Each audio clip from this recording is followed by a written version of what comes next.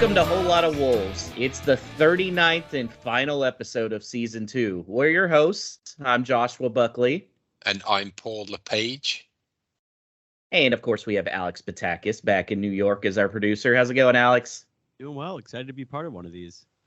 Yeah. So we have a big round table, as we've prone to do now for these end-of-the-year episodes. We have Dan John from New York. How you all doing?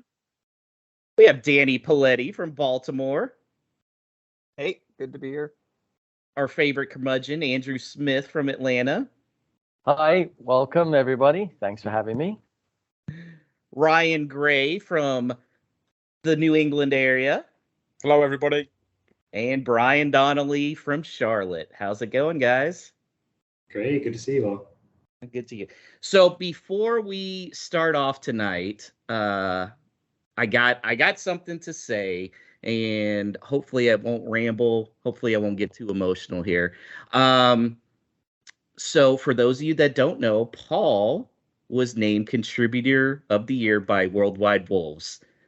Just a fantastic honor and so well deserved. And really for people that don't know, the reason this is so well deserved is Paul did a lot, like a lot of you guys have, to start your supporter groups. Paul started Houston Wolves, which is a big market, and he's done a great job finding people. Very interactive with that account. That's how I found Paul, was through the Houston Wolves account. And, I didn't know much about Wolves. Paul invited me in. The first game I went to was a 5-2 loss to Chelsea, and somehow he still was fine with me coming back, which was great. And then, later in the season, he asked me, he said, I've been thinking about doing this podcast, and there's no US based Wolves podcast, and I'd really like to do this, and I'd like you to be a part of it because I want an American, and I had some radio background, and I was like, sure. I think especially after meeting some of you guys in Chicago, and really, I consider everybody that's on here a friend now, and I think we can all say that. Paul has not just created a podcast. He's really created a new type of Wolves community with this podcast. There are so many of us now that, people like Andrew that have been rooting for the club their whole lives, and some of us like Danny and me that have just recently joined the club, and yet we found this spot now where we can interact and talk about Wolves and really get to know each other too. Like I said, when I showed up at Chicago, I got to meet Dan, got to meet Danny, and it was like I've known them for years. That was technically the first time I'd ever met them. But it was great. And so, Paul, you're a great ambassador, not just for the club itself and just getting it out there. You've really helped create a new fandom of Wolves fans out here in Houston. And I think not in Houston, in the U.S. And I think a lot of people would agree with me. So that's why I say this is just an unbelievable award for you. I'm so happy. Couldn't happen to a better person. And thank you for bringing me along for the ride.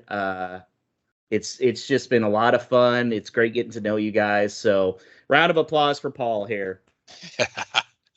Yeah, well done. I just say that it is the collective effort. With no club, we wouldn't have this without you, Josh. The podcast wouldn't have formed.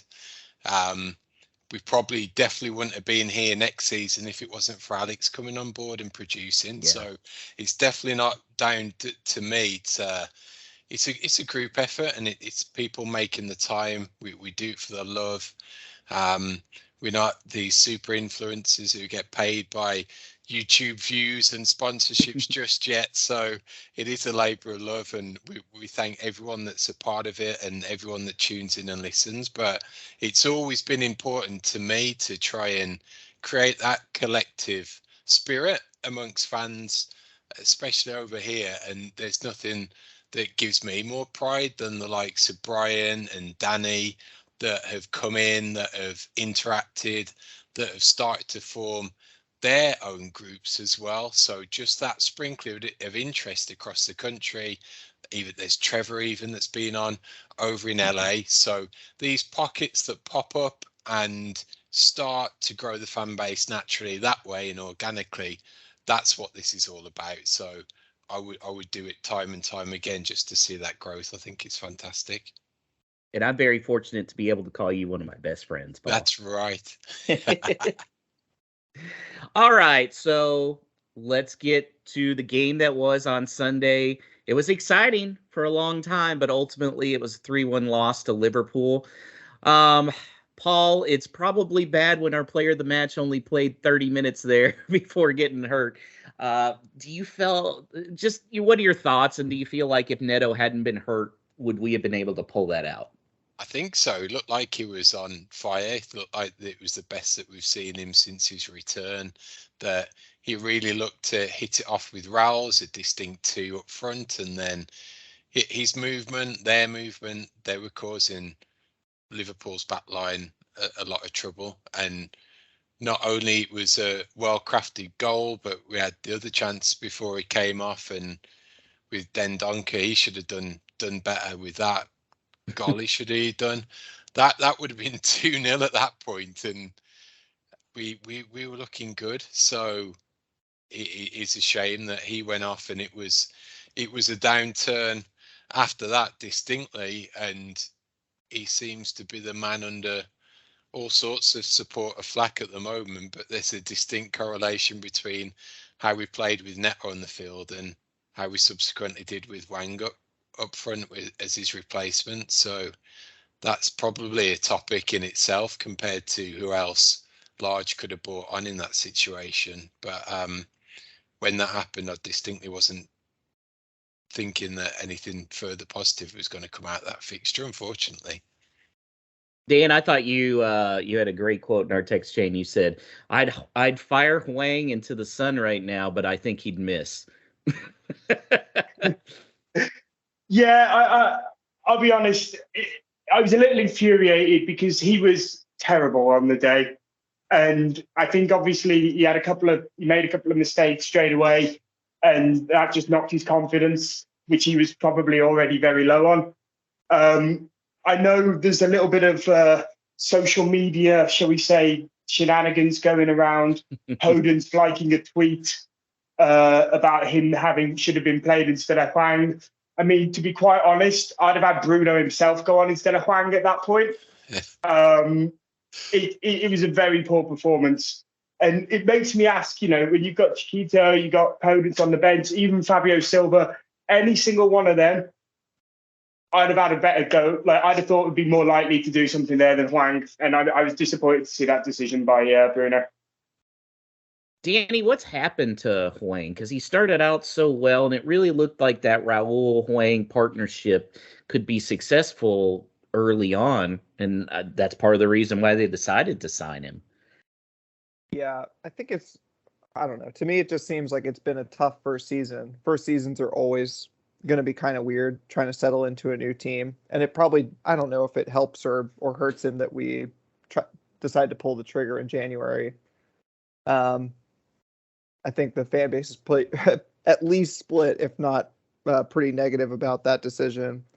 And I wonder if the combination of an injury, a couple of injuries, but the biggest one at that Brighton game, and then coming back essentially into a team that was already struggling for form, it just hasn't helped, I mean, he also works on service and needs those balls through to run in, but I think we all hope that he can create more, sort of like given a half chance to run off the back of a defender, that he can at least get a shot away on target, and that just hasn't been materializing. I think what you got to factor into Wang is the goals that he scored against the opposition. So at the time, Watford were pretty poor, Newcastle were pretty poor. He did well with the goal against Arsenal, but it was pretty much handed it to him on a plate. So it's the chances like yesterday that really put you over and above in terms of quality, that if he'd have taken his one-on-one where Alisson saved, that's the type of opportunities that if you're worth your salt in the Premier League, you put away. And again, it's not just him, it's like Dendonker's chance as well.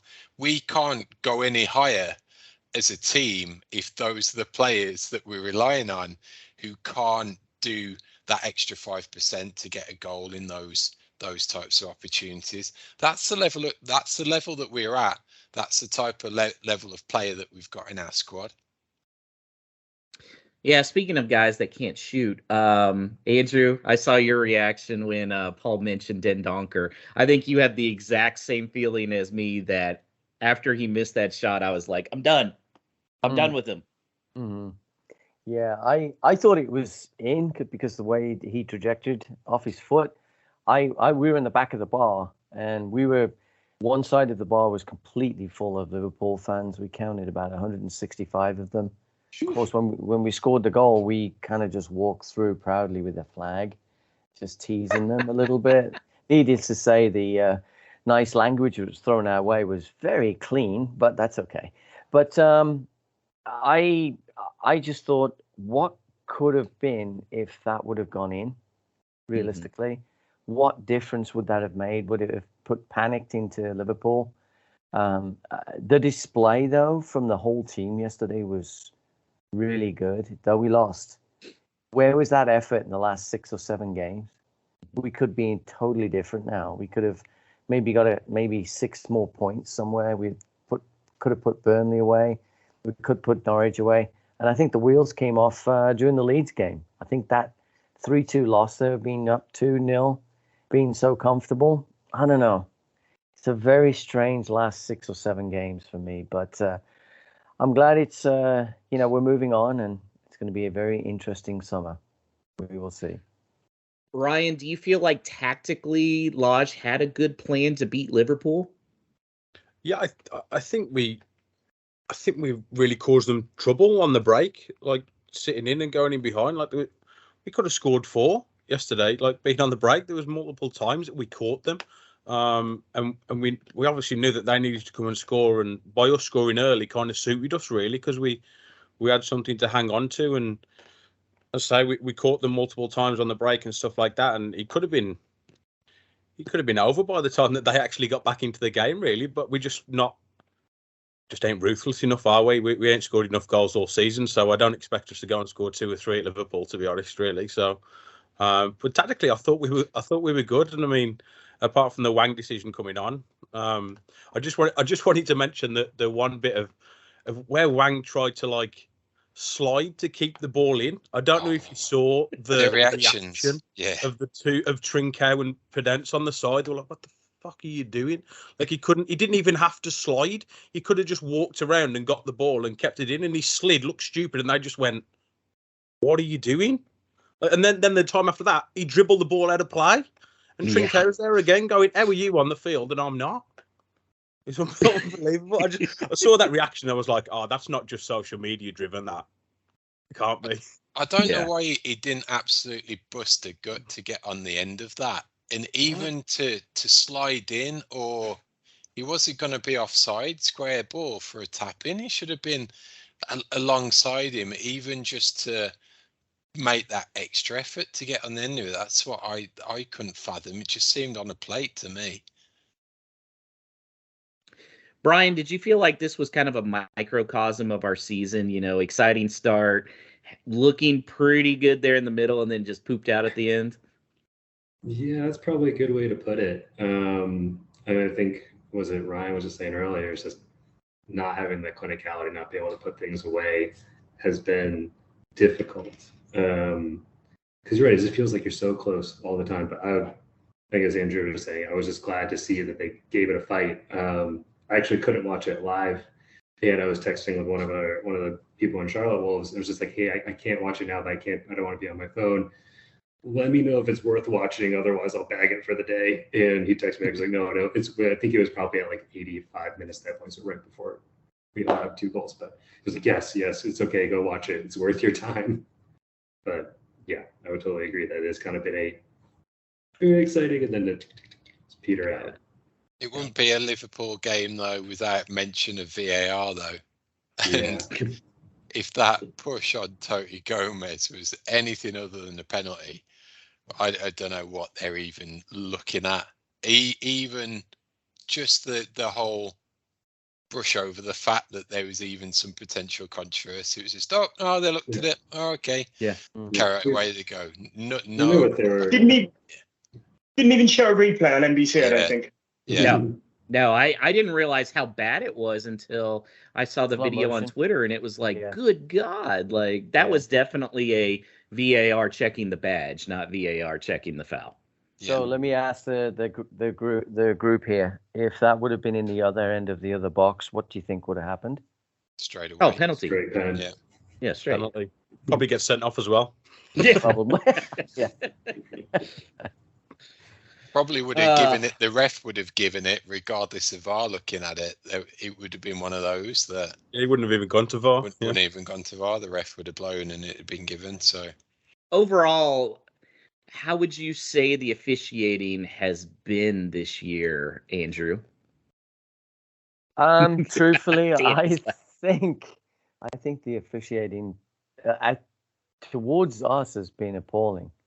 It seems that they want the other team to win regardless, and I've never understood why is Wolverhampton Wanderers such a, I wouldn't say a hated team. That's not the right word, but it always seems the officials work against us. We've had more penalties, I think, than any other Premiership team against us.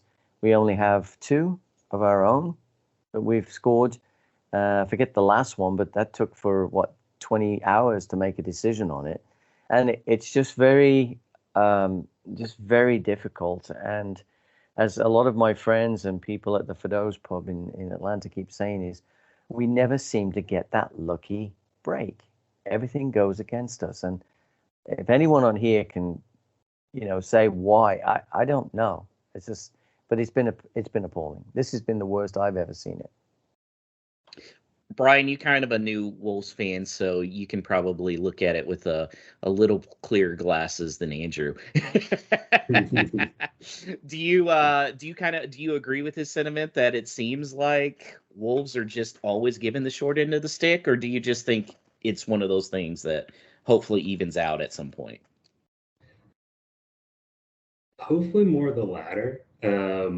Maybe as more younger refs, not Mike Dean, move into the league, things will even out a bit more. So there was a couple games early in the year. I'm drawing a blank on the ref's name, who was quite new and ended up being very well officiated. And maybe that's the best signal that you could say that you didn't know his name. So I think as you have more refs that are less part of the show, it'll work a little better, because to the point earlier, it's check of the badge, and the badge isn't quite big enough. If we were on a Brighton podcast, maybe we'd have the same conversation. I don't know. Yeah. Can I just bring up a couple of points? One, the João Moutinho handball at Man City. Yes. Which was unreal how bad that was. The Raul second yellow to get him sent off was terrible officiating. And I can't remember which game it was earlier in the season, but wasn't the officiating so bad the referee got sent back down to the Championship? Yep. So, yeah, I know we like to say it all comes around and whatever, but that is a bad crop of decisions to go through a season. And there's probably a few others, along with the Gomez penalty and whatever, that you can point to. I know other teams have a bad look at, rubber the green as well, but that is a lot of, refereeing decisions to go against the team in a season. Yeah, the frustrating part is, if it weren't for that terrible handball decision, we'd probably be talking about being in 8th instead of being in 10th, just how clustered it is. No, that's true. Ryan, you had something to add? Well, it says it all when you've got Mike Dean and John Moss that are both retiring this year, like 5 years too late. If they've been like one of your top 2 referees in the league, then we're struggling, aren't you? I don't know if you saw the Leicester tweet that they posted about thank you for retiring, the shirt that they gave him. I saw the shirt. I know this isn't good for audio, but like it says on it on the t-shirt, it's like thank you for retiring, and it's a bit blurry on there. Vardy and Schmeichel gave him a shirt to say thank you for retiring. That's all you need to know about the refereeing this year, really, isn't it? So, I mean, he was even a joke on Ted Lasso with one of the episodes. That's horrific. I should say it right there. Ex pros need to start getting involved. I think, like fast tracking ex pros to start reffing games, because a lot of these refs just don't understand the game. I was going to say, do you think there'll be a market for ex-pros to go into reffing, knowing the dog's abuse they've given the refs over the years? Who's going to want to be on the receiving end of that? You imagine Robbie Savage being a referee or something like that? The abuse that he's gave refs all these years, like mental. Get Roy Keane as a ref, be all right. Wouldn't take any shit, would he? So other than really the effort in Neto, Danny, what other positives can we take away from that performance on Sunday? I mean, it was a good chance for the players to show that they wanted to go and get a result when ultimately it didn't matter a huge amount. I mean, obviously the difference between 8th and 10th is more than just, emotional. 10th doesn't really feel like we're anywhere near Europe, whereas 8th does. But other than that, it's 4.4 million pounds per spot, and that's not nothing when you talk about the amount of money that Fosun are probably looking to spend in the summer. That's got to be worth at least a little bit, but I don't know that players are ever really motivated by that kind of thing. So, I mean, it was nice to just see the players seem to give a damn about the game. And, I mean, as always, I think Toti Gomez showed again why he should be considered for a starting spot next year. I mean, that's something I can very easily see being on his mind is these last few games, he's really put himself into Lage's mind for whatever the starting lineup is for that first game next season. Yeah, he absolutely has earned it. And if he doesn't start next year, there's something odd going on, because he absolutely deserves it. Who all, like me, was very sad to see Bromance with an option to buy come to a sad end on Sunday with no Trincao appearance. I know I was. I did joke though, because Paul made a comment on Twitter afterwards about, who could have made a difference there was Adama and Traore, and I said, I think we found the conclusion to the movie, because in the end, the true love was there all along, and Paul just didn't see it. Brian? I was going to say we're going to set up a sequel with Chiquinho. Yeah. Because I'm not going to lie, I was very upset to not see him out there. And I think I'm going to have to set up a whole Hallmark network, because I'm going to need my own with him, because I am very excited about Chiquinho. We'll have to, since he's already bought, we'll have to figure out a new title for it, but I'm definitely intrigued. One final thing about Sunday, Nick's Place had, that's our home pub. They had Scotch eggs, which I had for the first time. I had never even heard of these things before.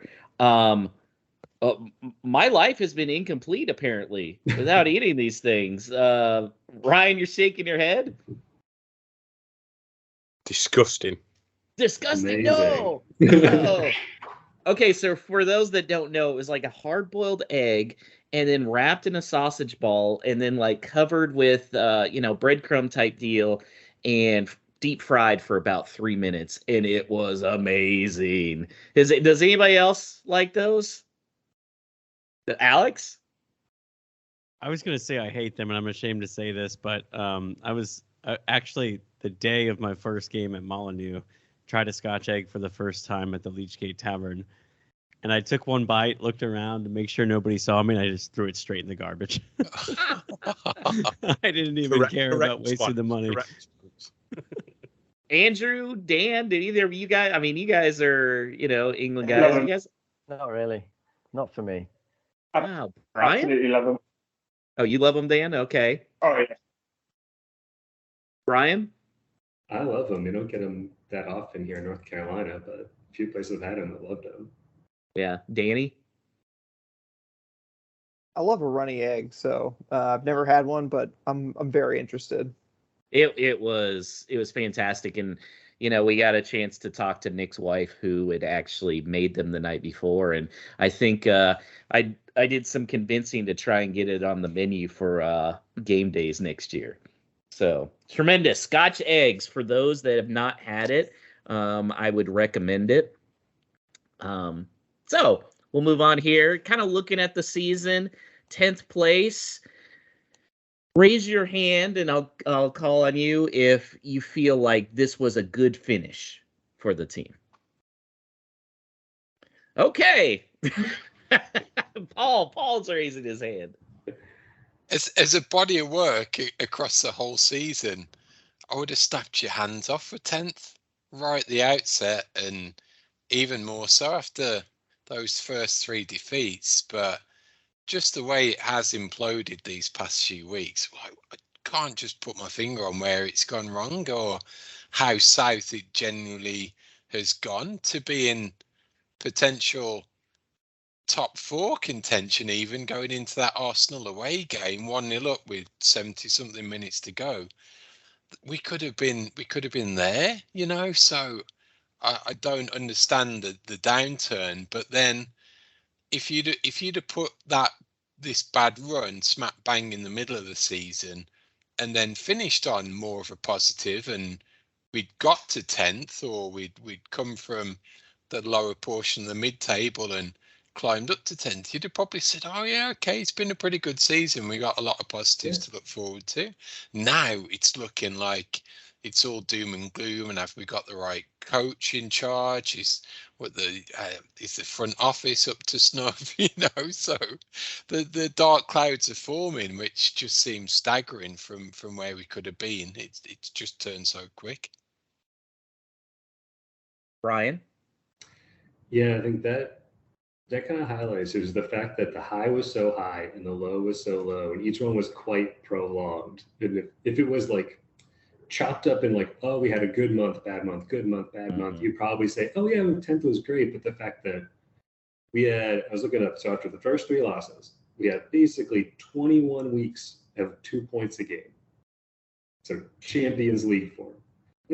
That's half the season of playing like you're in Champions League. And we got so close, and every time that they were about to bust into that upper level and something super exciting was going to happen, that would be the day that no one would show up. Or that'd be the day something crazy would happen. It would just crap the bed and then fall off. And then the fact, to your point, was just kept happening and happening and happening. And then that pretty long spell of, it's one thing like the first 3 games when they played really well and lost. But when you are getting run off, or you look like you can't be bothered, it's really hard to get excited. But that's why I was so excited to see that at least it felt like that first couple weeks again, where they were trying really hard and it looked good and it was a good effort that just didn't work out the way you wanted. Because I can always live with a loss if you feels like a positive, but when you just get beat, it's no fun. So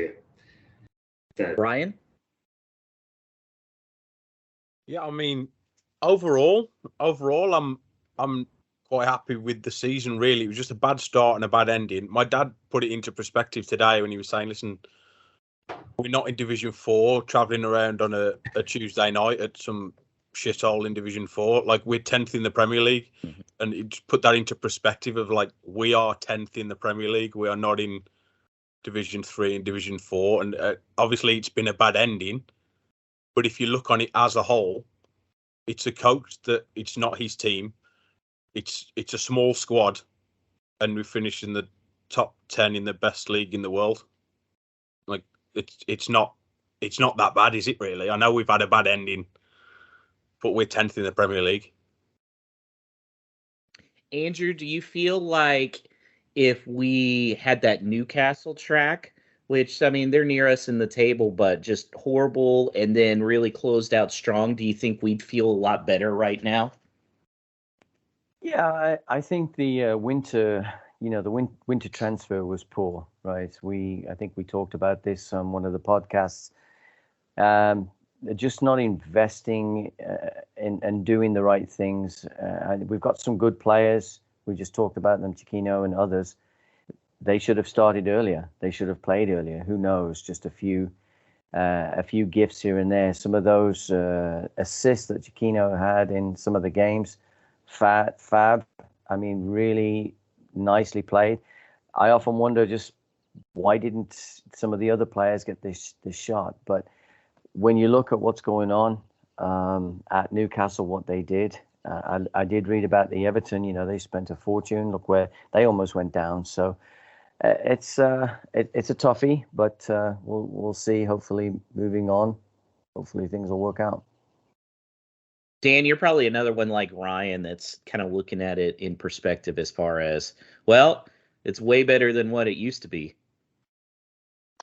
Definitely, there's a huge amount. I do look at it like that, and I do try and be positive. And like Andrew said, you know, I'd have taken 10th at the start of the season, new coach, small squad, what have you. The way it fell off, like some of you said, and you felt like we were in touching distance, we were building something. And then at the vital moment, I mean, I listened to a couple of people talk about Arsenal, and they talk, I know they missed out on fourth, but they talk about a big defining moment of their season. He's coming behind against us. And we never, apart from, you know, we had Villa and we had that good run around then, and then it all fell away. But I will say, I do want to try and get away from the mentality of, oh, you know, well, you know, it's not Walsall away, or it's not Scunthorpe away. And, you know, we've made the Premier League. We're established. We've got to start looking upwards rather than like back in the past and downwards. Otherwise, the mentality will be that the club can stagnate. And we don't want that. We want to see him push on. So it is so much better than it was, but we've got to look up rather than down and back. Danny, what needed to happen for you to consider this a good season? Yeah, I think like most people, I would have taken mid-table at the beginning of the season. I liked what I knew about Lage, but we knew so little that I just wasn't necessarily that hopeful. And so, while we were knocking on the door of Europe, I felt really good. Even towards the later stages of the season, when the results started to fall away, I still felt like a lot of those difficult results were against teams that are objectively pretty good. The two Arsenal losses, the one against West Ham, those were really hard losses to take, but at the same time, those were teams that were doing well this year. And so, you know, those were ones that were easier to accept. But I think one of the things that has fans maybe like me nervous is just it's the manner of the way the season's played out, sort of what Paul alluded to with the way that all the good times were sort of in the middle and then we fell away. But also before, it felt okay. Like when we were underperforming in the first half of the season, it felt like there were shots happening and some of them would be on target, and we were just, it felt like bad luck. We just weren't converting chances, but they were there. But the back half of the season has just felt like we're just struggling to get results, but also struggling to even create chances. And that feels like, I mean, without looking at stuff like points per match, that feels like relegation form. And so I think, like, I don't know if it's alarmist for people to be looking at relegation next year, but I understand why someone would feel that way, because, I mean, not creating chances is not a good metric. That's not a good sign. So we're going to do a quick poll with one-word answers, and then I'll probably have a couple of you guys kind of expand on it. Bruno Lage, back or sack? Dan? Honestly, for me, I think the way... sorry, one word, back. Danny? Back. Brian? Back. Brian? Back. Yeah, I know what Andrew is. Paul? Back, just. Oh, okay. So Andrew, tell me why you say sack. I wasn't going to say sack. What? I would say if they don't back him, I think he'll quit. There's a difference.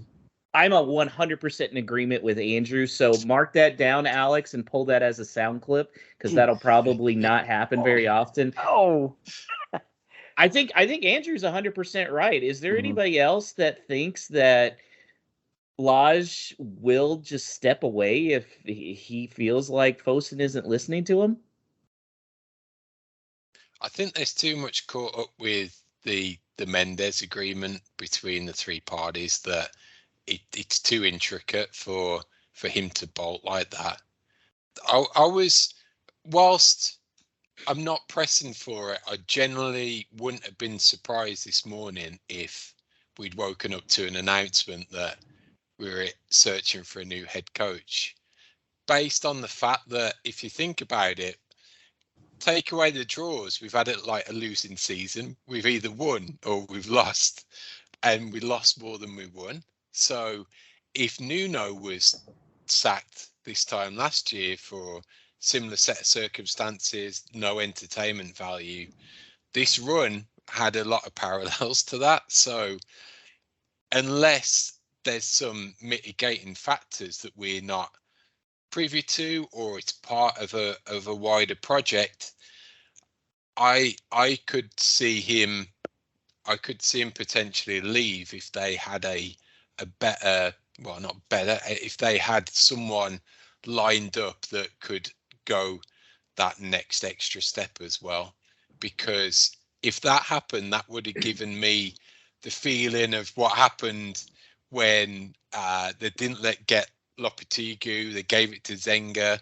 He was terrible, so they had to bring in Lambert to survive in the championship. Then when Nuno was available, even though he'd kept us up, Lambert was shown the door and it was straight onto Nuno. So if that happened, I wouldn't be surprised. But I think he's safe in his job at the moment. Ryan? This is more of a question. Fosun seems very methodical. And I do get the sense that they see what happens to like the Watfords and or Everton. It seems that get on the coaching merry-go-round, and getting on that merry-go-round usually does not end up with a fun ride. That then you end up at the Everton point where you've bought players that don't fit, or you just end up with like a bunch of guys that don't really they know it's a temporary spot. And to the guys who have been Wolves fans longer will know, and I'd love to get your thoughts on that, does this ownership group seem like the type that would have a multi-year plan with a guy and say, unless things are just absolutely terrible or you do something incredibly stupid, we're going to let you ride it out. We're going to back you in the confidence standpoint, and we're not just going to pull a trigger on something, because that generally would result in that does not result in a immediate jump to a better solution. Usually that jumps to a temporary, which becomes another short, and it can take a long time to get back into another good coaching outcome. What do you think about that, Paul? I tend to agree that I think when you look at the likes of Lage's contract, it's 3 years, I think it was, from when he first signed. So that does give you a taste that might be what they've got in mind, that, okay, you can have a season to get your feet under the table, figure it all out. Were there mitigating circumstances last summer that we couldn't spend how we wanted to, that we couldn't bring that in that collection of players? Did that deal for Neves fall through last summer, when that could have triggered 2 or 3 coming in and started to change it that way? It looks like that's going to happen this summer. So will it allow Lage to start bringing in his players? So I think it could be quite right that they're looking at it slightly longer term. They're not going to pull the trigger too quickly, but he's not on a short leash, but it's not like we've given him a crazy like 8-year contract and thinking he'd be the next championship winning coach. So I think there's some validity to it, and I never want to be in the situation where we're chopping and changing coaches every season, or doing a Watford like that. That just sends shivers down my spine. Danny, you had something to add? Yeah, just adding on to what Paul just said, I think I'd be surprised if Fosun felt that it was wise to be both changing the team dramatically and changing the coach in the same summer. Because if Ruben Neves does leave, then regardless of the amount of money that we get for him, we're going to have to make some changes because the team is going to play very differently. And so I think the biggest worry to me is that the bad results at the end have sort of, as Paul said, maybe shortened that leash in terms of getting the signings that he wants. If we had ended on a high, and even if, the final standing was still the same in 10th, I still think that Fosun might have said, okay, this is the guy, and gotten the players that he wanted. But now that we're a little cagier about Lage being the guy, then do they really want to bring in Lage players for next season if they think he might not last the season? That's sort of what I'm worried about. I still really like Lage. I hope that we get to play his style of football, but I don't know that we get there. I hope we do. Ryan, I know when you were on last time, that was right after the reported dust up, and you had some comments that you thought really that maybe some of the players were controlling the locker room more. Do you still feel that way now at the end of the season? I mean, it's a tough one because they really did turn the corner in that Chelsea game, didn't they? Where they actually showed fight and come back. Whereas before that, for 2 or 3 games, it just looked like none of them wanted to be there. Sorry, Ryan, can I just say, Bruno wasn't in the stadium for that Chelsea game. Yeah, but he's on the phone, isn't he? He's there. He had all the control for subs and stuff like that coming in, so he's the one still making all the decisions, isn't he? And he was there at Liverpool. We played well at Liverpool. That's very true. Okay. No, I feel that there's a report of a dust up. He's not in the stadium the next game, and we put that performance in against Chelsea. I wonder whether there was a bit of a falling out between some of the players and the manager. I think that's professional pride, personally, from the players. If they've been slandered in the press, if they come out and play crap again, then it's on the players then, isn't it? The players have to come out and show a response. Dan, what do you think about that? No, I'd agree. I'm hoping it's not a Bruno problem. It was just, there seemed to be a little bit of dejection towards the end of the year. And if we can start afresh next season, I was really excited with how he started the season. So if he can get the players or have time to implement that kind of system where we have somebody who can finish one of those 50 target shots a game we were having, all power to him. I just worry, I really like him, and I think we need to use the summer to refresh the squad because it does seem like there was a bit of a sour taste at the end with a few of the players. This is the season where it'll show on the owners if they're all in or not. I think absolutely, we're out of financial fair play restrictions. Are we going to go back, Bruno? This is the year that we find out, and if they don't, I was having a conversation with my dad today. There's just not enough football people at the top of the club. We're being run by an investment company, not football people. The only person that's a football person at the top of the club is Sellers, and can't do it all on his own, can he? Jeff Shee's clearly not a football guy. So it's either we're gonna invest, but we also need to have a technical director in charge as a football person. We need a director of football. We need structure at the top of the club that are football people, not just an investment company. The investment company is great if they're going to put the money in, but it's got to be put in the right way. 35 million for a 17, 18-year-old kid for a start was not that was an investment, wasn't it? Mm-hmm. It wasn't let's bring somebody in that's going to make us better now. Yeah, completely agree. All right, Paul, what were the final standings for our predictions? Probably worse than Wolves' record, I would guess. Well, if it was down to you, Josh, we'd have actually won the league at a canter. You had us beating Man City and Liverpool and these 6-game unbeaten streaks, all wins. So I will say we predicted 39 games in total. So when we had a show that there's cup games in there as well, 39 games with 3 points for a correct prediction with a correct score and 1 point if the outcome of the game was correct. In third place, remember, out of a whopping total of 117, in third place it was, drum roll, Josh with 15.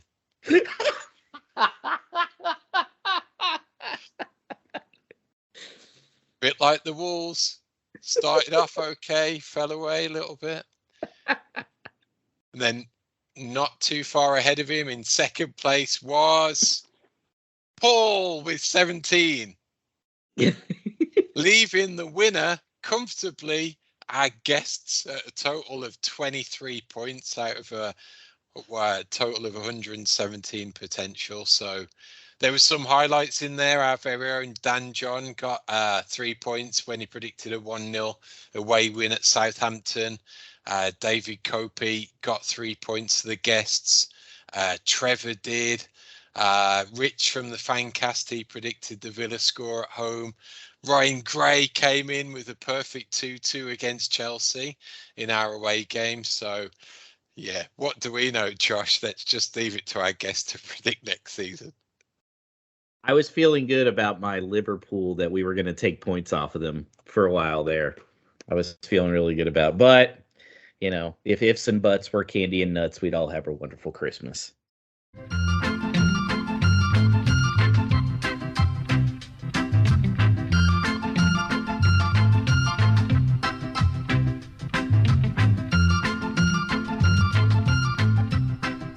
Well, guys, our favorite time of year is here, where Andrew falls for every single rumor that he sees on the internet.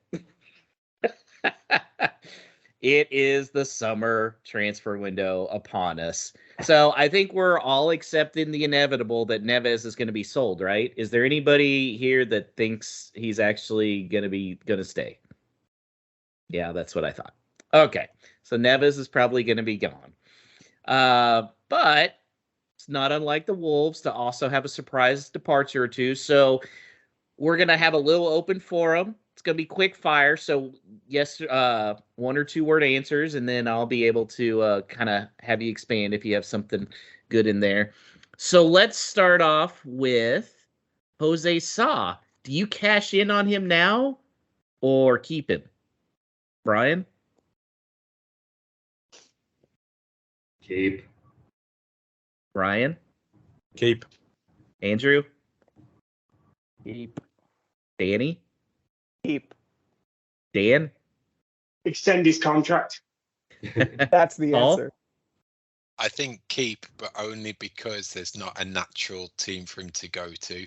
Maybe a Tottenham. Who thinks he's going to be sold, though? Anybody? No? Okay. Everybody thinks Sa's going to stick around. I think you guys are correct on that as well. As Paul said, I don't really see a good fit somewhere. And he seems like somebody that's going to prefer comfort over a lot of places.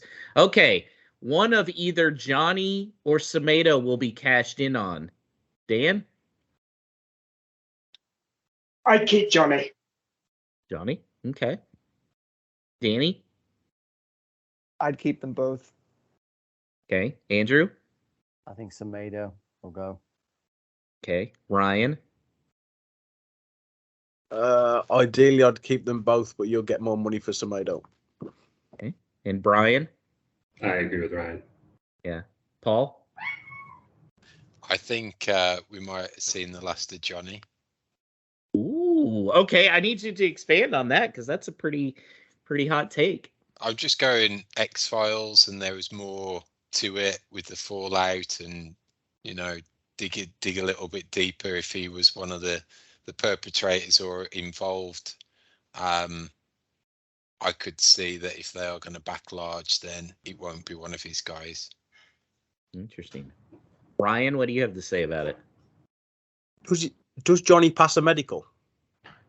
I think so. Great After question. That's what I was thinking. the operations Yeah. like that. Yeah, after coming back from Does the these, team take a risk on that?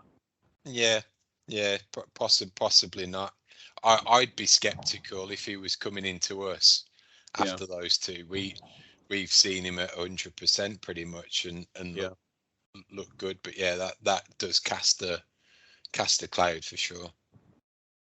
Danny, do you think both those guys would be happy staying, or do you think one of them will ask to go?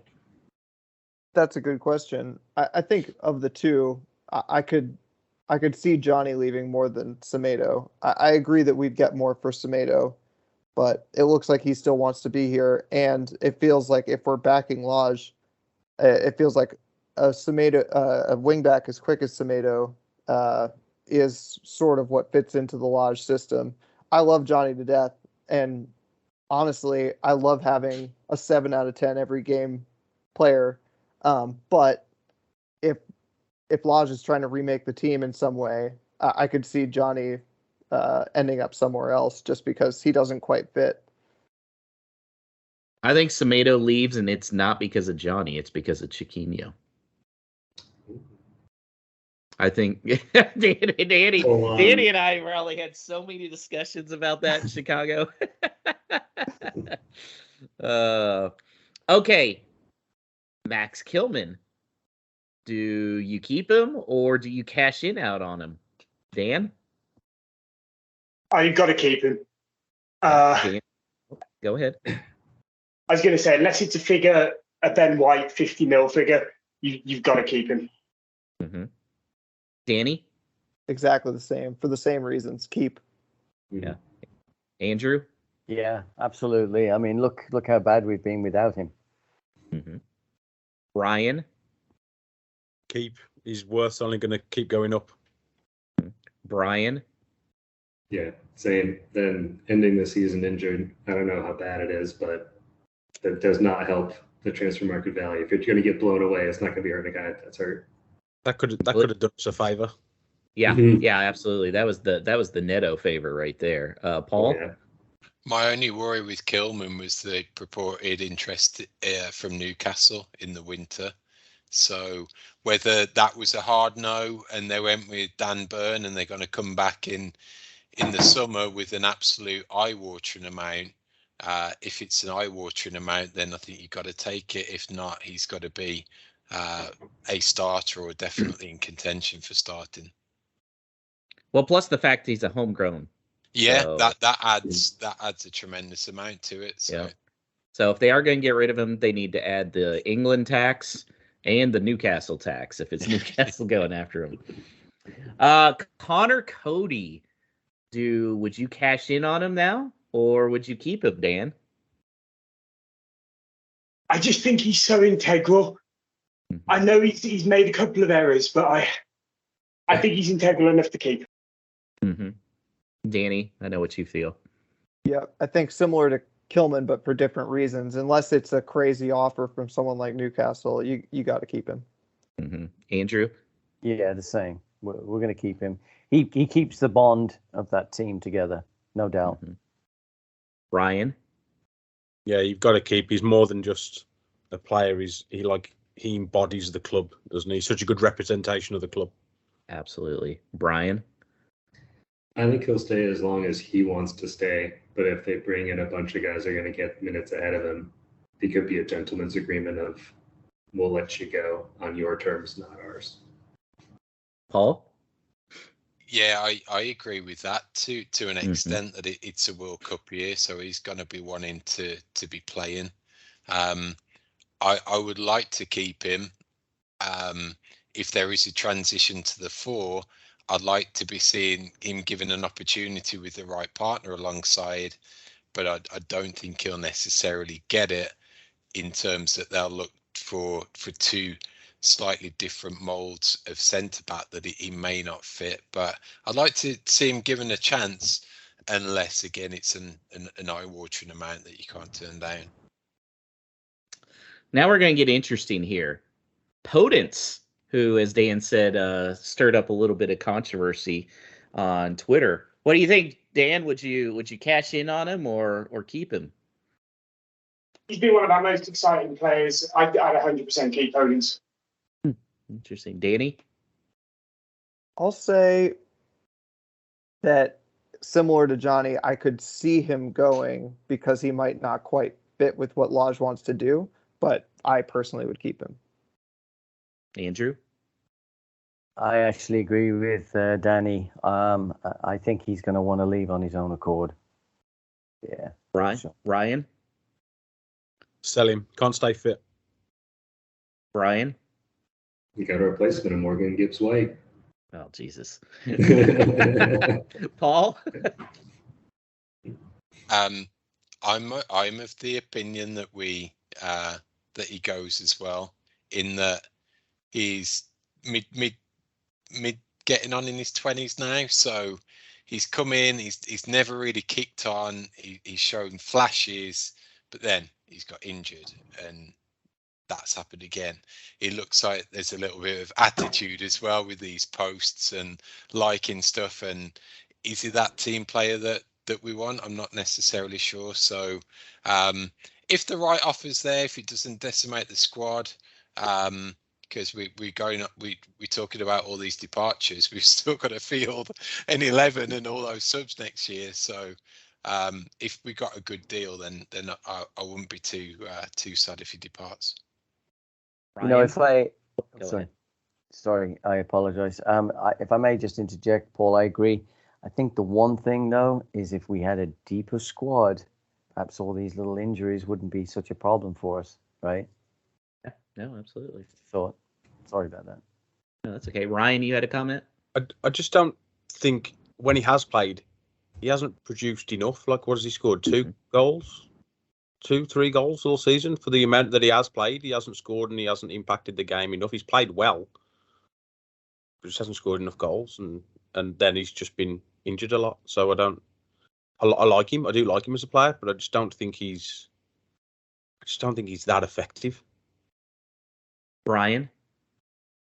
Do you think he's very fiery and a bit of a pest, which is great for being on our team because it annoys the other team, but I could see that wearing thin as a personality. Do you think they like having, or do you think his personality in the dressing room is what we see on the pitch, and do you think they like having it around? It's a good question. To me, my two issues with him are, I agree with Ryan. You can't count on him. He's never fit. And I just don't see how you can go into a third season with needing him to play a key role and him getting hurt again. And also, I do think him diving so much, obviously the fans have kind of turned on him for that. And I wouldn't be surprised if a lot of the players like Cody and them are just like, just get up and play. Raul, this one may be a little decisive. Dan, do you keep Raul or try and cash in on him? I mean, if we get a good offer, I think you've got to kind of, move him on. I've got a very big soft spot for Raul, but he hasn't done what he needed to do this season. Danny? Similar, I think if a good enough offer comes in, sure, but I would personally keep him. I think that we should probably be adding one to our striker core instead of subtracting one. Andrew, I think I know your answer here. Yeah, I think I hope he stays. I'm just worried about him though mentally. I just can't figure it out. I don't know. Anyway, either way. Ryan? I think he stays, but I think he gets phased out over the next year or two. I think that's fair. Brian? Yeah, I'd agree. I think it depends on who you bring in. If you're bringing in a ready-made guy, I could see him moving on, but I would like him to stay, but I'd like probably him to be not the primary focus. I'm also hoping that maybe the summer away will help him reset. It sounds like Cody in the background there, Paul, is Crying out has for some Jimenez opinions to on stay. it. Oh no, that's my cat. That's the one Oh, I was it's gonna yours? give I up thought for it was Weston McKinney. Paul, what's your Raul? I'm with Danny and Ryan that if I'd love him to stay and transition from being the guy to a bench player, but I think he wouldn't be the type of character that would want to go that particular route. So if it all stacked up and we got a good offer, then I'd be inclined to say our fond farewells. I still think he's going to play out the contract and then come to MLS. That's what I think is going to happen.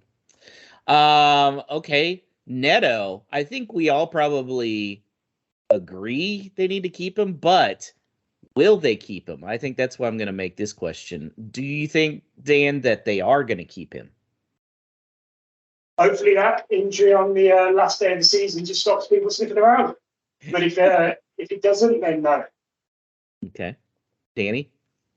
Yeah, I think they keep him. I think he's not going to go for the kind of big fee that we want until he gets a full year with a preseason. Mm-hmm. Andrew? I agree with everyone. Same. Absolutely. Yeah, Ryan? His Twitter says he's staying next year, so let's go off that. Brian? Yeah, I agree. No, they're not going to sell him if he's not showing he's fit because they're not going to get the money for him. So my personal favorite player, Dendoncker. Do we cash him in or keep him around, Dan? Depends what happens with Neves and Coutinho, but I don't think it would be a great loss to see him go. Danny? Same. You can't replace your entire midfield in one transfer window, but if he's the only one going, or if it's just him and Neves, then yeah, I could see it happening. Andrew? Get some Belgium chocolates. We'll sell him. Get rid of him. Ryan? Get rid of him. Yeah. Brian? Depth. We keep him around. Ooh, okay, Paul? Good point, Brian, in terms of the versatility, but we've got to be doing better if we do want this progression, and it's having those players that have hit their heights and haven't gone any further. We need to do better. So again, it needs to be a good offer, but we can say our farewells. I think if they get 15, I'd take it and run. I'm driving there myself if we get 15 million for him. Andrew's face is hilarious. It looks like he's like not a chance. No chance. I mean, we'd have to pay them. Yeah, if someone offers £5 million, take it. Just let him go. Yeah, take it. Okay. Adamas, Barcelona has said they are not going to do it. I don't think this swap with Trincao is going to happen. So, Dan, do they keep Adama? Do they sell Adama? And, or does he extend and they keep him? Honestly, I hope this has humbled him. Would like to see it extended and keep him. Otherwise, if he doesn't want to stay, we've got to get rid of him this summer to make money. Danny? Yeah, I'll raise up my hand and say I have no idea what's going to happen with Adama this summer. That's potentially the $50 million question. Yeah, but same. I hope he extends. If he doesn't, then I think we have to get the money we can get. Andrew? Yeah, I think I don't think he wants to be with us. I just hope that the club doesn't offer him an obscene amount of money to have him stay and for his heart not to be in it. And then we blow all this money on him and they're not able to get other players in. That's my only concern. Brian? Yeah, I agree. He clearly doesn't want to be at the Wolves anymore. And I think we can, even with a year left on his contract, you've seen players go for a decent amount of money with a year left on their contract. If we can get 15 mil for him with a year left, I'll take that at the end of the day. Brian? Sadly, I think he's gone. Yeah, I don't think he really wants to come back. I would be curious to understand how he feels after the spell not going the way he quite thought, but I'm pretty sure he's gone. Paul? If it was to humble him and he signed a contract extension that didn't put him as our highest paid player, then I'd probably welcome him back with open arms. But I've just got a feeling that this Barcelona, it's like Game of Thrones. There's so many moving pieces and figures, murky in the background involved. I could see some type of snowball effect where maybe he ends up there and we get a couple of players in return or something like that. I think this actually is going to have humbled him. I really do. You'd be surprised about him maybe wanting to come to Wolves if he went. Well, went to Barcelona, thought I was big time, and I ended up riding the bench. So if you want game time, maybe staying at Wolves is the way to do it. I don't want him going to like Spurs for 10 or 12 million, like them rubbing their hands together, thinking, oh, we could have spent double and more on him like this time last season. Now let's come in for him and get him on the cheap. So I want to avoid that type of scenario at all costs. But is that gonna change though? Like he didn't do anything. He ain't done anything miraculous for us. He didn't do anything miraculous for Villa. He didn't do anything miraculous for Middlesbrough. He hasn't done anything miraculous at Barcelona. At what point does potential turn into he's just not going to do anything? Yeah, at 26 now, isn't he? Mm-hmm. Yeah, he'll be wearing a Newcastle shirt, I think. I mean, him and who's the real fast dude? Maximum. Yeah, those two, dangerous. Couldn't hit a barn door between them, but that's true. But they can feed well. They're feed quick. Well. Yeah. Chris Wood will just be sitting there in the middle going, where's the I don't have anything. If those two got together, I'd be scared for the fans behind the goal, to be honest. I don't think they sell him. I don't think that'll be an option, actually. I bet they'll just let him run out his contract. That's what I kind of think. Okay, and then the last one, Brian already mentioned him, Morgan Gibbs White. Here's what I'm going to say for this one. Does he stay or does he want to leave? Brian? I think he'll want to prove he can do it at the Prem after what he did in the Championship. So I'm hoping he wants to stay. Ryan? He wants to leave.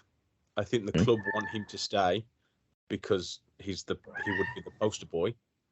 But they're just not going to play him. Yeah. So I think he wants to go. I would like him to stay, but I think he wants to go. Andrew?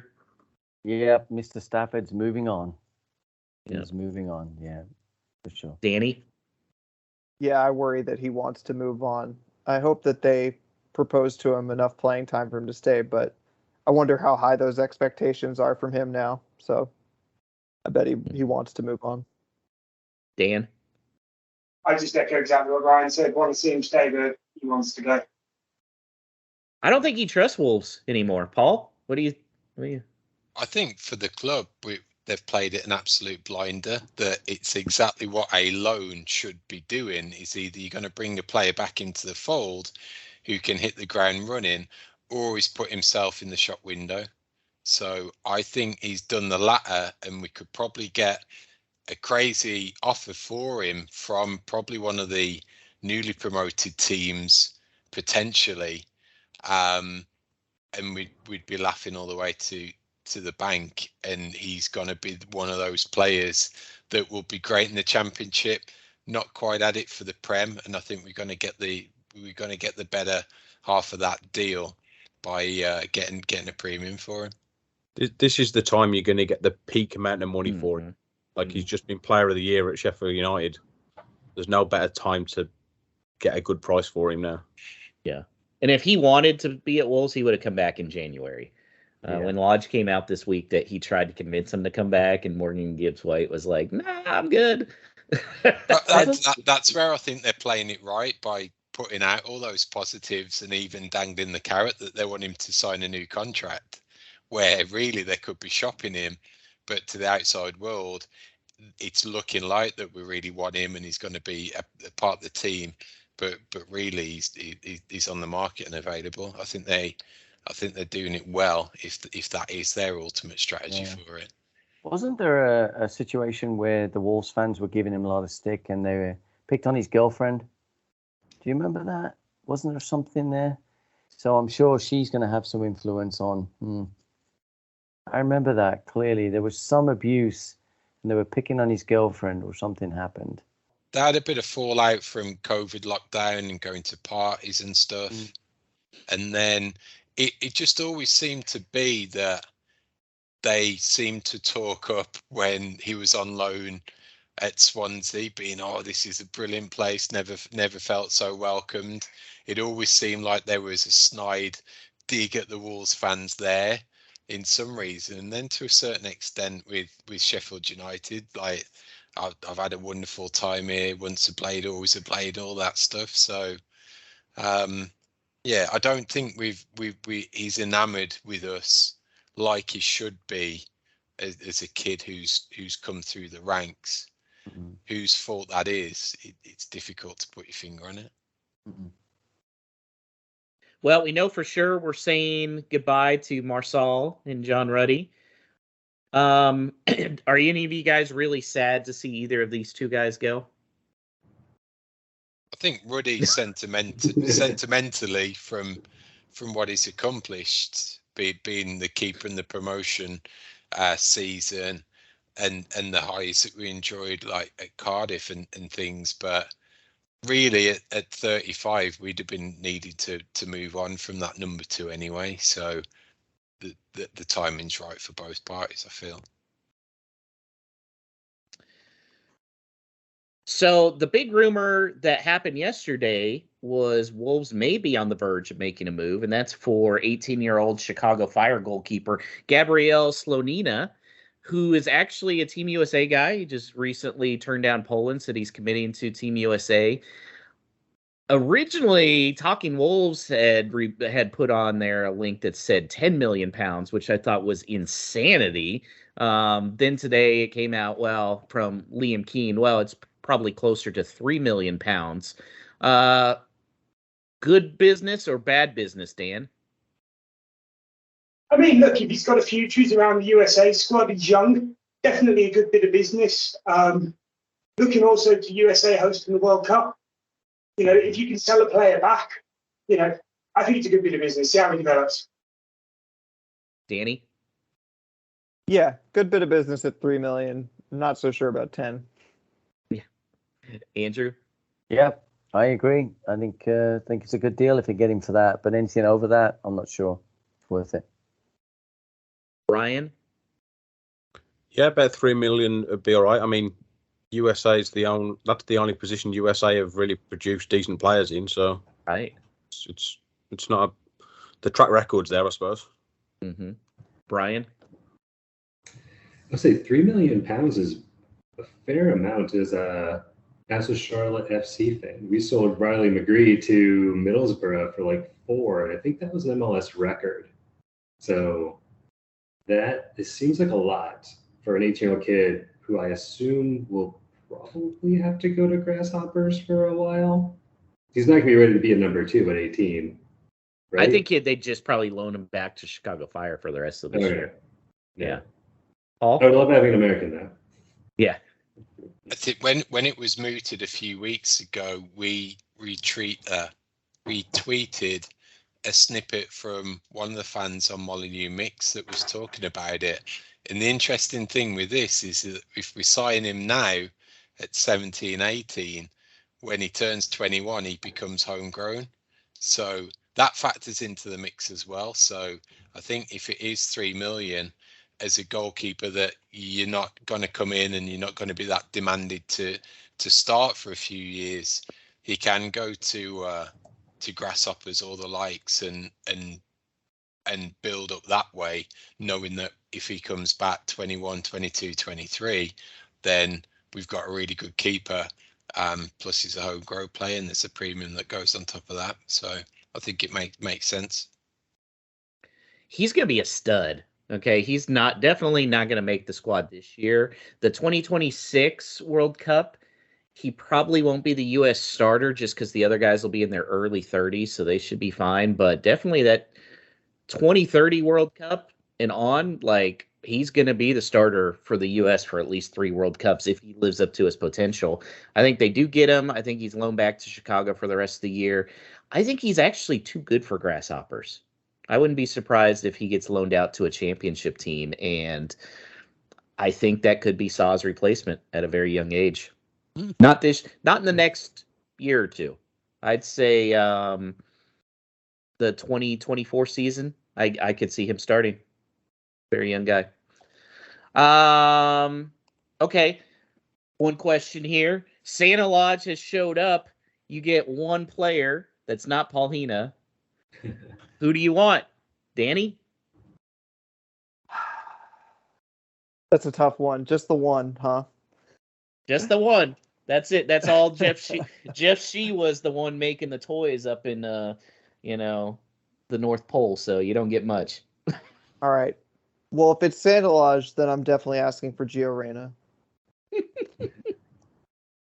Bravo. Dan? Let's finally get Renato Sanchez in that midfield. I think he's gone though, right? AC Milan, isn't that a done deal? I don't know. Yeah, no, but you said anyone, so. I did. Yep, Dan's playing the game. Andrew? I want Marcel back. I don't know. There's so much good talent out there. I really can't put my finger on one player, to be honest. Really, Andrew? Yeah. You can't give me one player. Morgan Gibbwhite. How's that? No, Okay. no, I can't. Off the top of my head. Interesting. Yeah. Interesting. Talisca? Yeah. Be a great move. Don't think it'll happen, but it would be good. Ryan?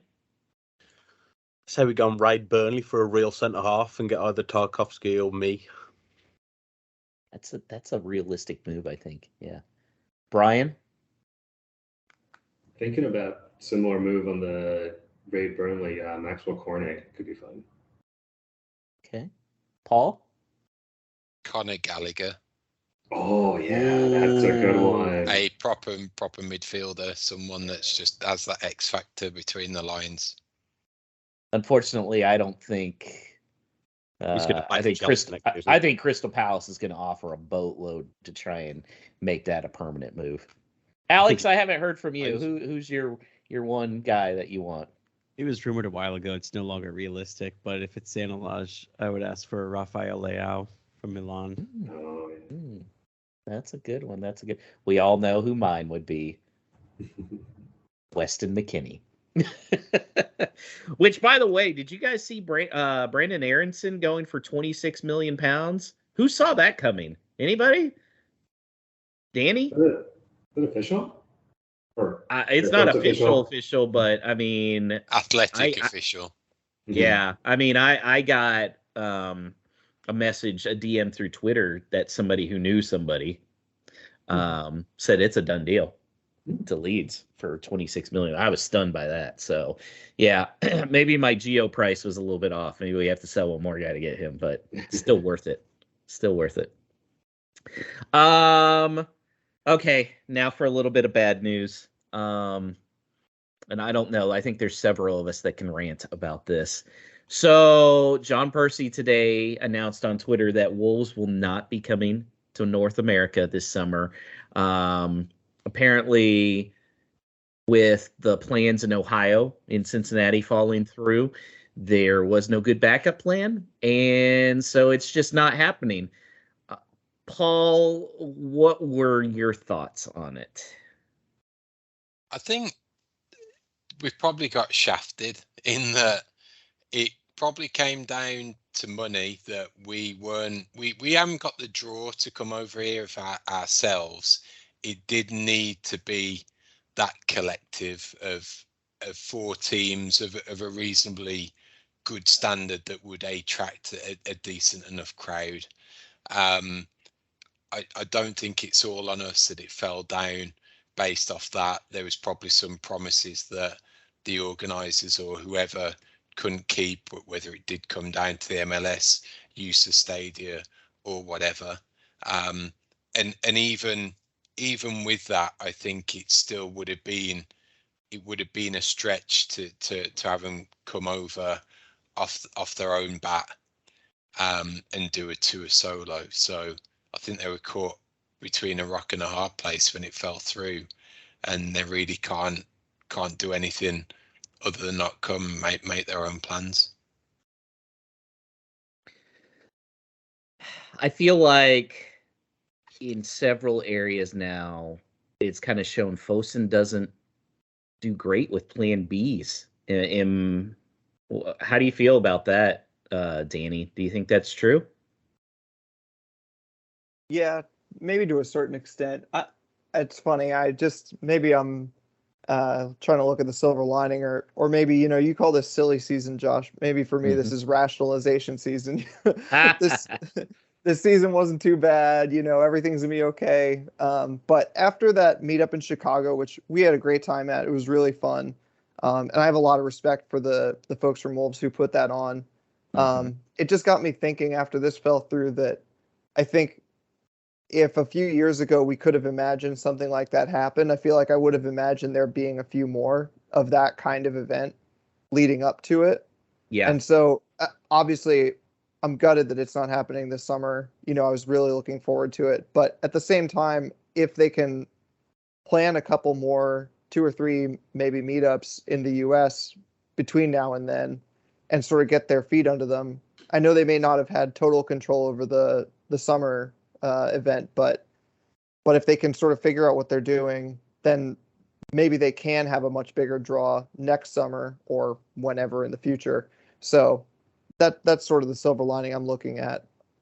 I think we still need, and probably for a season or two, to piggyback off a big team like a Man City. If they're over here, it needs to be that type of tournament. And then you caught, because what we've mentioned in the past, Man City know they're going to draw, they're going to sell out NRG. Are they willing to dilute all of that exposure and money to add other teams into it? I highly doubt it. So we really need to be in a spot that we've got a Man City or a Liverpool or an Arsenal, maybe even a Spurs, that we're that second team bit beyond like the main highlight, and that may be a season or two still yet.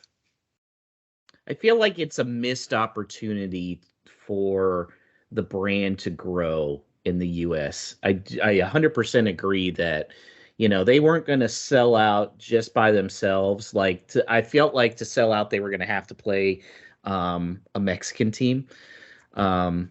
So it's just unfortunate because you do see just online and how we're all interacting with people, you see that Wolves are growing in the US, but they're not going to be able to reach the brand that they want if they never cross the Atlantic at any point. It's got to happen sometime. Brian? Yeah, and actually I was really interested to see the fact that the tournament was going to be with 2 Spanish teams. And I know there was a thing on I don't know which article was a while ago, but they were talking about that La Liga is really trying to push into the US too. And there's a lot of clubs in Spain that are of relatively similar stature. And there was like, oh, it's going to be Villarreal, it's going to be Valencia. And those feel like they could have that natural partnership of size. But maybe, obviously, Wolves will probably get in with a bigger club. So if La Liga is trying to push into the US, if you can get, really, it's Barca and Real are the only ones really known over here. But you get a Real and us to come over, but it's probably going to be the same problem as Man City, though, that Paul was saying. I think part of the Ohio thing was Cincinnati trying to get selected as a World Cup venue. But then they announced that on June 16th, they're going to announce all the U.S. venues for the World Cup. So at that point, is it worth Cincinnati paying 4 clubs this money to come in for a tournament if it's going to have no effect on whether you're chosen or not? A lot of factors, I'm sure. Ultimately, I do hope, like we talked to those Wolves guys in Chicago, that they do another meetup or 2 in the U.S., and hopefully, if it is Houston, I know I made my pitch, you guys will be able to show up there. Andrew, no backing out this time. Yeah, exactly. I think the disappointment of the whole, when you started hearing about Everton, it was like, oh boy, here we go. Just all these little rumors going around. I think there was probably 2 factors as well. One, we would have finished in the top 5. I think it would have happened naturally. Maybe there was something going on. And I think when you talk today about your text that you sent about plan B or C, or D or E or F from the Chinese. I think the Chinese are very used to getting their own way, and the way they conduct business is very, very different. And now it has to be clean business, if it makes sense. And hopefully they're learning that you don't throw money at something, and if it fails, you just keep chucking more money at it. And I think with this, the way they operate as Chinese in their own business world, it's different. And with the Premiership being a very clean league, we know what we're talking about. Don't need to use the word. I think it's stunned them a little bit. So hopefully Jeff Shee gets his act together. But I do want to ask one question. Do you think Jeff Shee is going to survive? No one's brought that up. Is he going to survive this? I don't know. I like Ryan shaking his head no. Ooh. Tell us, Ryan. How many times can you keep making a mistake and stay in the job? I agree. He's not a football guy. Yeah, I agree. I think it was great to start with to have a face of Fosun. Mm-hmm. But there's got to be a natural progression to be a football guy. He's not a director of football. He didn't even know the sport before he got here. Like, he didn't play. It just wasn't. I don't know. I just don't think there has to be a natural progression. Mm-hmm. I agree. Yeah, I completely agree. But I think he lost a lot of sway in the boardroom with the Fabio deal right now, because that's looked really, really bad. Even though I think most of us agree Fabio does have a lot of potential, that looks like a horrible deal right now. And if you went to the board and said, hey, we need 35 million pounds to sign this kid, and it's been this bad, I don't see how you can really listen to what he's saying at this point. I think he'd be good if they moved him more to just the branding for projects outside of the club, for the music label, for the esports. I think he'd do a good job with that. But yeah, I agree. Dan, were you surprised that Wolves at least didn't try and pivot and go to Mexico? Yeah, I mean, I think that would have been a great option, and maybe that hints towards Raul's future. I don't know. But yeah, you'd have thought they'd be able to find somewhere to pivot towards, either Asia, Mexico, some kind of preseason. But here we are. Yeah. Ryan? I was incredibly disappointed that they're not coming over for this year and stuff, but I also think it might have been a blessing in disguise, because if we came out and it was just us 7 turn up to a game, it's not going to look very good, is it? That we don't have that pull, like you said. If we come out here and the stadium's not even a quarter full, it just doesn't look good, does it? So instead of it being a rush decision and coming out here and going, we need to get out here and we're going to play Newcastle, the stadium's a quarter full, is that going to make us? Is that going to make them come back? Is that going to, we need to build something first? And I think we just need, I was disappointed because I was going to go, no matter where they went, I was going to go. Right. But I think we just need to be a bit more patient with it. We've just got to remember we're Wolves, not Real Madrid. Yeah. And I hope, what would help sell tickets is bringing on Weston McKennie or Gio Reyna, right? So Danny, can you give us an update on the Wolves women? Yeah, when I was with you guys last week, I said that they were going to be playing in a one-off playoff game for promotion. It's an unfortunate reality of the third tier of women's football that if you win your league, you don't automatically go up, but rather you have to play a one-off game with the winners of the other division. In this case, the Southern Division. The winner was Southampton FC Women. The game unfortunately ended 1-0 to Southampton. And another little, unfortunate quirk of following from afar is that it's not always clear what's going to be streamed and what's not. So I had some struggles that morning trying to be able to watch it. In the end, it was not available to watch in the U.S., but I was listening to the commentary. But overall, it seems like they really did themselves proud for both of the teams who had nearly identical records, 18 wins and only 1 loss. in the season. Neither of them had probably come up against a team as strong as the other in their whole season. And so I guess it's not super surprising that it ended 1-0. One unfortunate thing that happened in the first half that probably affected the overall result was defender Kelly Darby getting a second yellow around the 30th minute, I think, or maybe even a bit later, and getting sent off. That sort of changed the complexion of the first half, definitely. It was after the Southampton goal. To their credit, they came out in the second half and were a lot more lively. Wolves had probably the majority of the good chances in the second half. And the biggest one coming in stoppage time, Tammy George hit just over from near the penalty spot. So that's pretty gutting for the Wolves women, who have had a stellar season. They definitely deserve to be promoted. Both teams deserve to be promoted, certainly, because if you win your league, you really ought to be going up.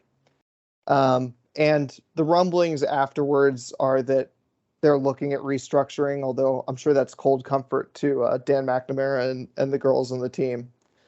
But that's also not going to tarnish an amazing season. Like I said, 18 wins, only 1 loss, and 2 or 3 draws in there.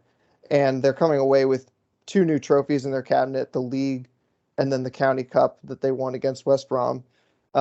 So they'll go again next year. I think for those of us that follow the women's team, and really I recommend that you do, they're such an amazing bunch. A lot of them are local girls who many of them have season tickets for the men's first team. It's been a great story all season, and it's really been fun to follow them. So I'm sure that they're going to bounce back and they're going to go up next year. I'm certain of it. So here's to you, Wolves women. You've given me some of the best joy and some of the darker moments for the Wolves men's first team. Cheers. But Paul, there was positive news from the U23s earlier today, right? Yeah, it was another playoff match to get promotion to the top flight of the reserve team football structure, and they won that game 2-0 against Stoke. So promotion for the U23s. So always good to be playing at the highest level of possible for that age group of players. So certainly won't do us any harm. All right, great and goals before from Condolino. Oh yeah, about yeah, it's awesome. All right, guys, before we go, I'm going to give you one last thing to do. Give your final goodbyes to Ruben Neves. Dan, I'll let you start. I mean, what can you say? It's just epitomised. I know it's, whatever, but that Derby goal is single-handedly one of the best goals I've ever seen scored at Molineux. He's been a real club man the entire time he was here. It was almost a real step down for him to come to us, but he took the challenge and he grasped it with both hands, and he's been an absolute servant to the club. He's been, he's had his ups and downs, but he's been a phenomenal player. He's been exciting. And I like I say, hope you don't see him go, but when it happens, I wish him all the success until he plays us again. Danny? Yeah, like Dan, I'm probably going to hold out, hope that he doesn't go until the very moment I see him holding another team shirt. But I mean, the thing that I'm going to remember most is just those moments of silence after he puts in an amazing goal. They're just like, I'm the type of person watching it on TV that I'm not going to make a huge racket when something like that happens. I find myself speechless more often than not. And I just think about that volley goal against Espanyol. That was one of those where I probably couldn't get words out for 5 minutes after that. Ryan?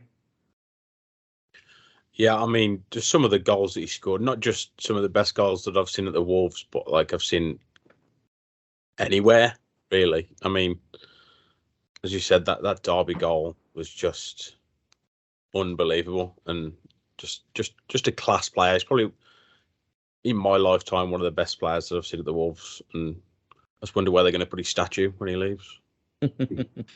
Brian? Not just the goals, he just seems like a class act. Everything you see about him just seems like a wonderful, wonderful man. He's going to be greatly missed. And what's the old expression? Don't cry because it ended. Smile because it happened. I'll smile, but I'll just have a little, little misty eyes though. So I hope the best for him. Andrew? Oh, what a great guy to see play, to wear the gold. It's been a privilege and an honor to watch him. And there's always the one game that always sticks when we came back into the Premiership. And he put that beaut past Pickford against Everton. That will always be embedded in my little memory box for until the day I die. It's going to be right here. That's the one. But yeah, it's been great to see him.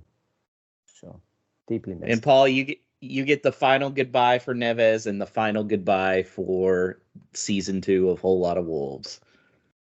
It's not often you could say there's a complete midfielder, but Neves is totally up there in that he could pretty much walk in to any of the top teams and he won't be out of place. I could see him at a Man City. I could see him at a Barcelona. And I think his trajectory is only going one way. I think it will be a case that he's firmly got a place in my all-time Wolves 11 and would definitely make many other fans as well. He's been that instrumental both for the project, the regeneration of this team as we know it now, a real figurehead for that. It's a shame that we've not been able to keep up with his trajectory, but that happens. I just hope we're not too far behind, or in 3 or 4 years' time we welcome him back like we did Moutinho. So that type of return, he's been phenomenal. So he's gonna. There's a big hole to fill if the inevitable does happen. And Fosun, Jeff, whomever, it is squarely on you guys.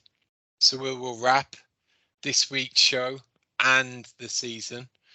Thanks again, Alex, producing in New York. We've got Ron Firth in Canada, who helps with our social media content. It is our absolute pleasure to put this podcast out for you during the season. But over the summer, if you want to reminisce, go over the back catalogue whilst enjoying a nice, refreshing beverage in our virtual company, then head to www.buymeacoffee.com/WLW pod. So enjoy the summer. We will see you next season, and in everything that you do, up the mighty Wolves.